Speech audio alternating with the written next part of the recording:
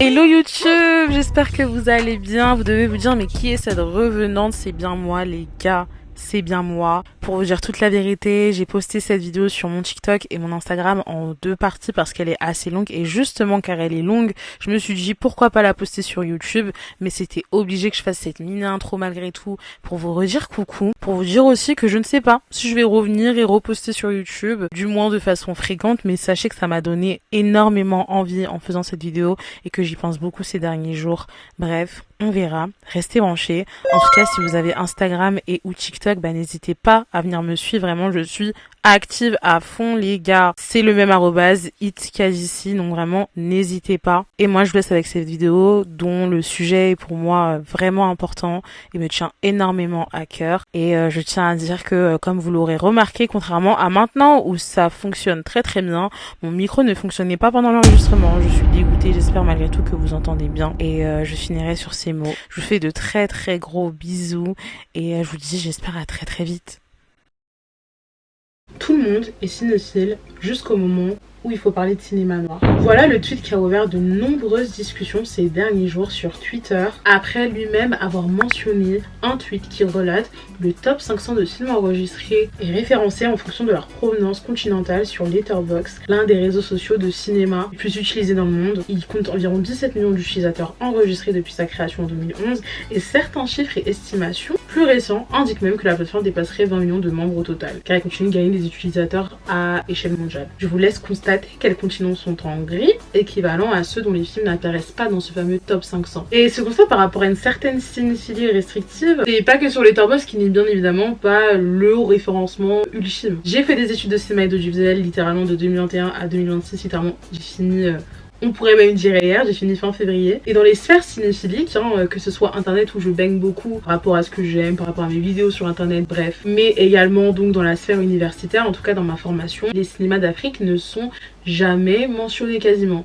Et les fois où ils ont été mentionnés en cours, c'est quand on parlait à la limite de coproduction avec la France pour les pays d'Afrique francophone et pour le cas de beaucoup de films provenant du Maghreb surtout, pas vraiment d'Afrique noire. Ce qui est assez cocasse, que ce soit sur internet ou bien dans les études de cinéma et d'audiovisuel, puisque le continent africain est le plus grand, comptant 54 pays, et parce qu'il est rempli, mais c'est même bête de dire ça, mais de tellement de culture, de tellement de pluralité, d'identité, c'est dingue. Ils sont archi uniques ces cinémas d'Afrique là et sont nés dans des contextes en plus particuliers. Je parle bien des cinémas en Afrique qui naissent après donc les périodes d'indépendance où les cinéastes prennent la caméra et se racontent eux-mêmes. Et dans le domaine universitaire par exemple, effectivement c'est à la fois au niveau des étudiants qui viennent avec un bagage culturel cinématographique quasi inexistant de ces cinémas là, mais également de l'enseignement. Les enseignants n'en parlent quasiment pas en fait.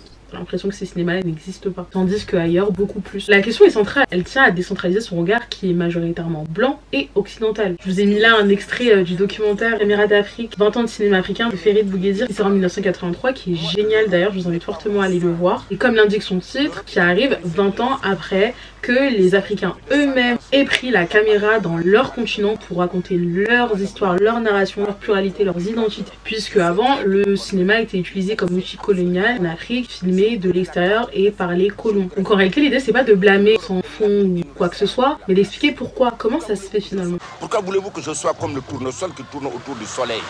Je suis moi-même le soleil. Et pour ça, je vais commencer par citer une femme incroyable que j'ai découverte cette année en cours grâce à une prof incroyable aussi, Donna Haraway. C'est une philosophe biologiste américaine qui est connue pour ses travaux sur le féminisme, la science et la technologie. Et dans le texte Situated Knowledges, The Science, Question and Feminism and the Privilege of Partial Perspective, publié en 1988, donc en gros dans le texte Savoir situé, dans la revue Feminist Studies, critique l'idée d'une objectivité scientifique neutre, universelle et désincarnée, ce qu'elle appelle le regard de nulle part, the God Trick. Selon elle, la science dominante prétend voir tout de partout, elle se présente comme universelle, mais en réalité elle est produite depuis un regard dominant devant une position sociale spécifique, suivant masculine, occidentale, blanche et bourgeoise. Et donc pour elle, toute connaissance est située, c'est-à-dire produite depuis un point de vue spécifique qui vient tendre une forme d'objectivité. Bon, vous le voyez, je ne suis pas blanche, mais je suis née en Occident, je suis née en France, je suis française aussi.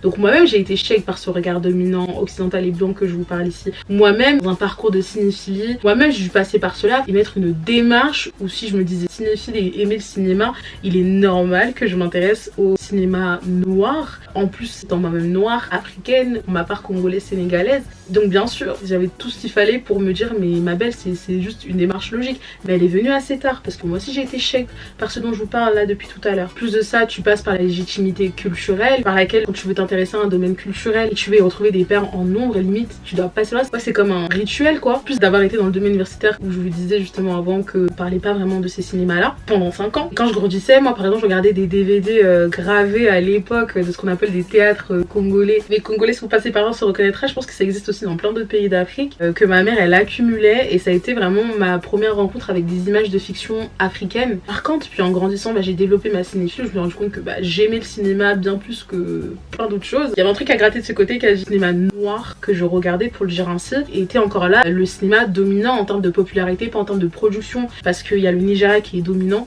mais en termes de popularité, c'est-à-dire le cinéma noir américain, donc provenant des États-Unis, qui est du point de vue software le cinéma le plus dominant. Et moi cette année je travaille sur la manière dont le cinéma, d'abord ultra-colonial, produisant un regard de domination sur l'Afrique, devient progressivement un espace d'auto-énonciation des cinéastes africains puis afro-descendants en France. Et d'ailleurs une série de vidéos arrive à ce sujet. Je suis encore dans mes recherches et tutti quanti, mais ça arrive. Et de la même façon que le cinéma c'est un outil universel en fait, tout bêtement, de la même façon que chacun se l'approprie et de par ses origines quelles qu'elles soient crée. Donc c'est juste génial de découvrir comment on fait du cinéma dans des pays africains, car il est tellement unique comme partout en fait. Donc façon de faire du cinéma dans ces pays-là, façon de s'en saisir, façon de s'en approprier, quel récit on met en avant, comment on utilise le cinéma finalement ailleurs. Et du coup c'est surtout un pan du cinéma pour moi de ne pas s'y intéresser. Et je pars surtout du principe parce que oui je rappelle on parle bien de cinéphilie. Se dire cinéphile c'est aussi avoir une curiosité plus poussée de ce qu'on regarde et ça s'inscrit aussi nationalement. Je suis pas là à distribuer des cartes de cinéphile, toi tu l'es, toi tu l'es pas, toi tu es légitime, toi tu ne l'es pas. Cependant si on dit avoir une vision générale du cinéma, aimer le cinéma en tout genre,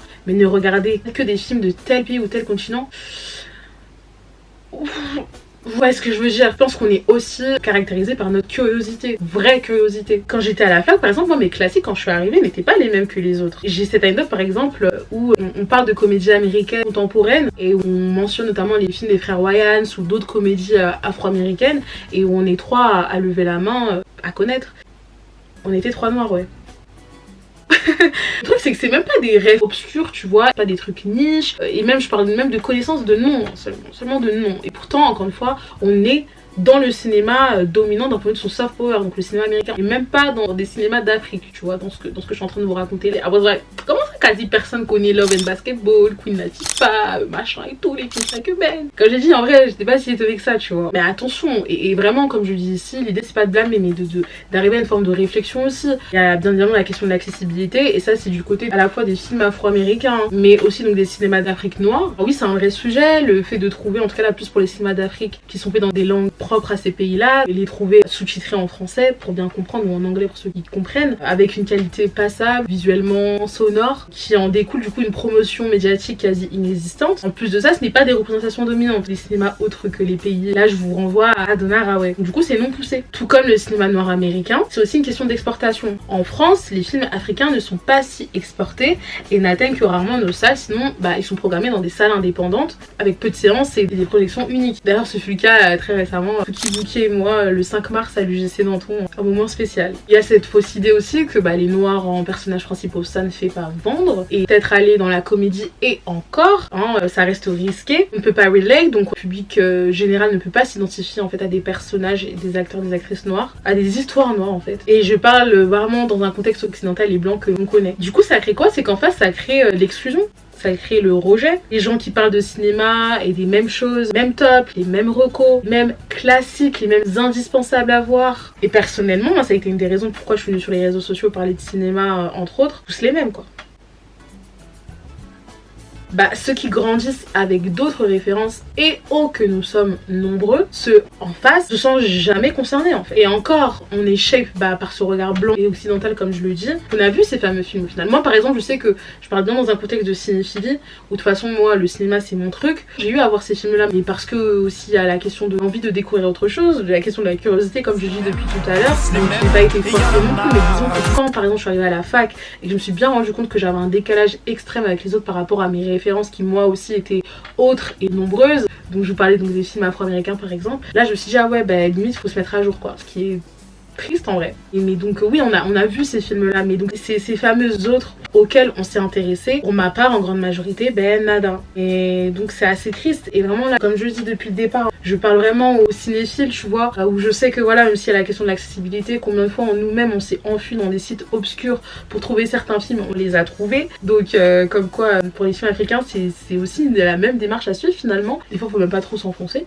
Mais donc oui, je ne nie pas la question de l'accessibilité, mais comme pour plein d'autres films où c'est compliqué d'accès et ils ne viennent pas forcément d'Afrique ou quoi, donc et pourtant on pousse vraiment pour les voir. Aussi il y a pas mal de pages aujourd'hui sur les réseaux sociaux qui font la promotion de ces films là, qui en parlent très bien, je vous en mets certains à l'écran. Il y a des associations, il y a des sites, il y a des ciné-clubs, il y a plein de choses qui se font. Bon, c'est vrai que beaucoup sont centralisés à Paris, c'est vrai, mais quand même au moins il y a des pages, tout ça.